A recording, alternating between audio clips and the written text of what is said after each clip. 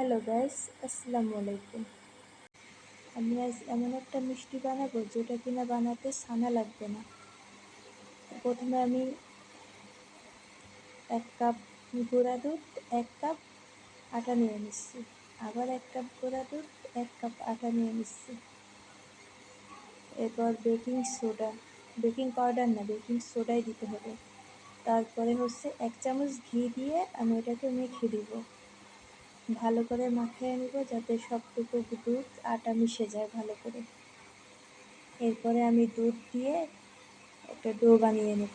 ডোটা একটু নরম নরম থাকবে।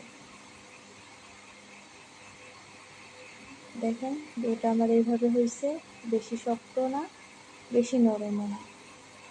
এবার আমি সবগুলো এক মাপের ছোট ছোট করে যেভাবে ইচ্ছা বানিয়ে নিতে পারবেন। গোল করেও বানাতে পারবেন, লম্বা করেও বানাতে পারবেন। আমি লম্বা করে বানিয়ে নিচ্ছি, মিষ্টি শেপ বানিয়ে নিচ্ছি। যারা আমার চ্যানেলে নতুন আসছেন প্লিজ সাবস্ক্রাইব করে দিয়েন, আর যারা করছেন তাদেরকে অসংখ্য ধন্যবাদ। দেখেন আমি এইভাবে সবগুলো বানিয়ে নিয়েছি।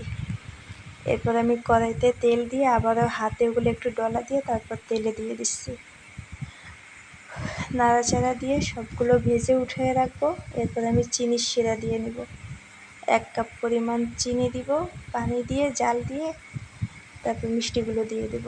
দেখুন ম্যাজিক হয়ে গেল, কতটুকু মিষ্টি ছিল আর ফুলে ডাবল হয়ে গেল। আপনারাও সহজে বানিয়ে খেতে পারবেন আটা দিয়ে মিষ্টি। তাও আবার যে কেউ বানাতে পারবে, সবার তো সামর্থ্য হয় না দোকানে গিয়ে কিনে খাওয়ার। তাই সহজেই ঘরে বানিয়ে ফেলুন আটা দিয়ে মিষ্টি, তাও আবার কালো জাম।